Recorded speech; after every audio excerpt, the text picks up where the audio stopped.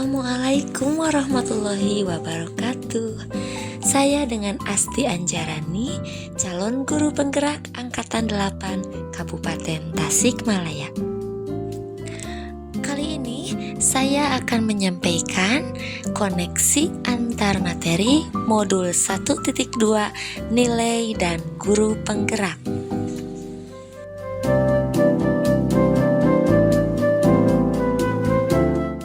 Setelah saya mempelajari modul 1.1 dan 1.2 ini, banyak hal baru yang saya pelajari yang membawa saya akan perubahan pembelajaran berikutnya. Yang pertama, peristiwa.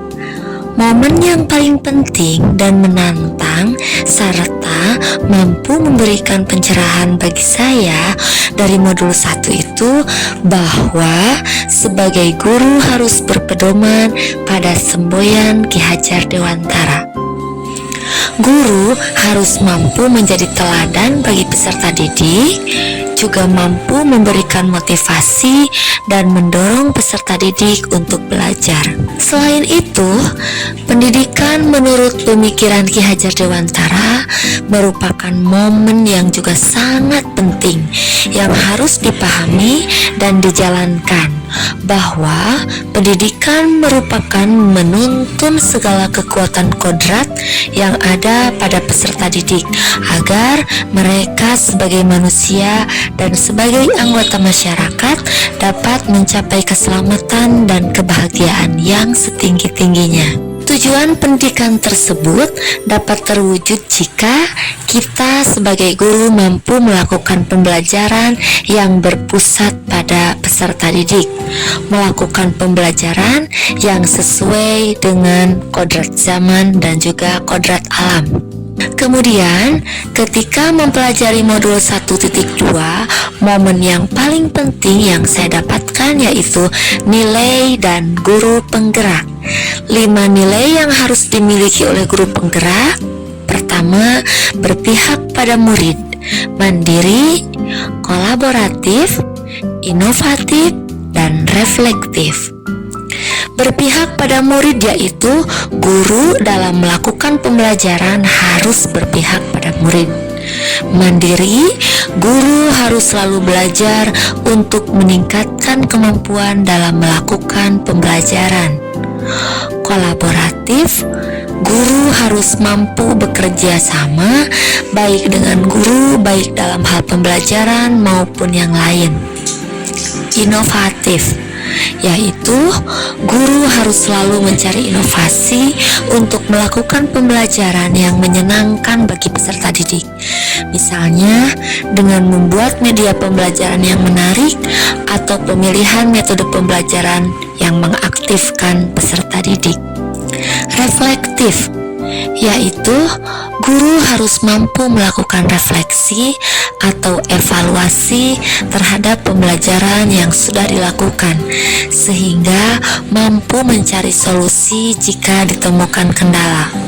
Keterkaitan antara modul 1.1 dan 1.2 adalah bahwa tujuan pendidikan adalah menuntun anak sesuai kodratnya dan juga memerdekakan anak.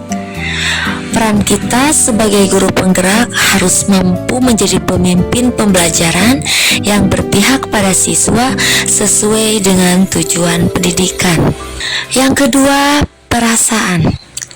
Pada saat momen itu terjadi, saat merasa bahwa selama ini saya belum bisa menjadi guru.